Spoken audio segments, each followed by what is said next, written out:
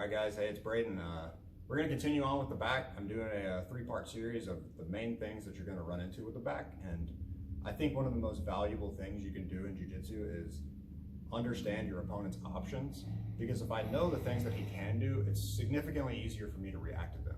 So like if I was to go like this, I would have punched Joe in the face. He couldn't have reacted. But if Joe knew I was going to punch him in the face, he would have blocked it. So general concept applies to Jiu-Jitsu too. So I'm in the back.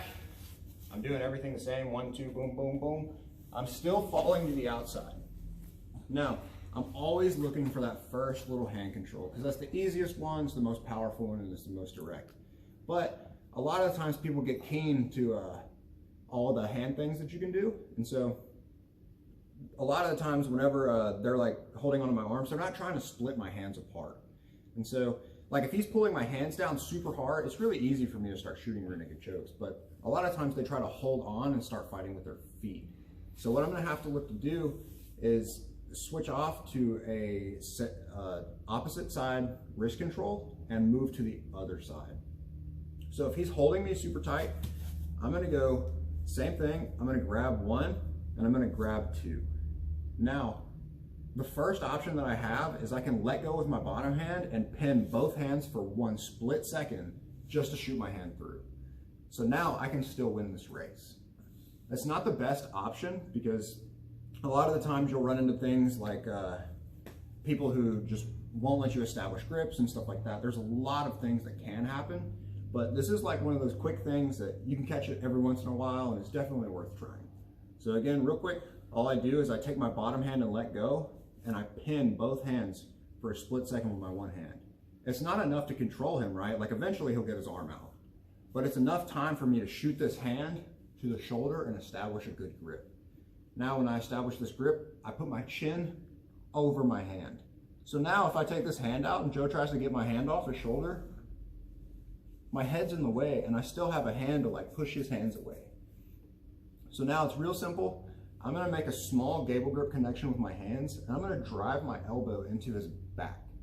Now I squeeze and there's my short choke. So again, 1, 2, 1, 2. He starts hand fighting, 1, 2. Again, I'm always looking for this body triangle however I can. Sometimes it's just hard. 1, 2. So I have opposite grips across his body. I pin them both to his stomach. My hand comes out as I pin for 1 split second. 1, 2. If I can get the short choke, that's okay. The full rear naked choke real quick. Traditionally it's taught going here and here, and I get a squeeze. And it's a pretty good finish, but when I'm in the back, a lot of things that apply to general body principles are, if I can make an angle on a joint, it's a whole lot easier to manipulate it. And so you'll hear commonly in Jiu-Jitsu, all neck cranks are eventually chokes and all chokes are eventually neck cranks. So we're just gonna combine the two and just make one nasty choke.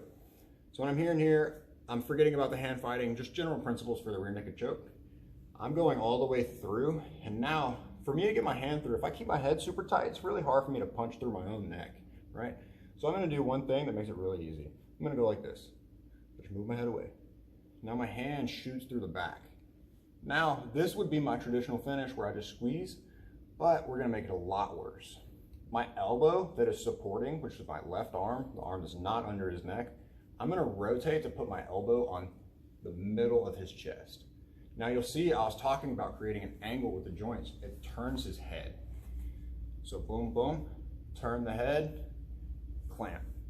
Now if I squeeze right here, I can get an eventual tap. It's not super tight. So I'm gonna look, after I get my left elbow to the middle of the chest, I'm gonna pull my right elbow in to his shoulder blade and down and back. Now I'm gonna pull my arm like a lawnmower and I get a much better choke. I'm sorry, Joe.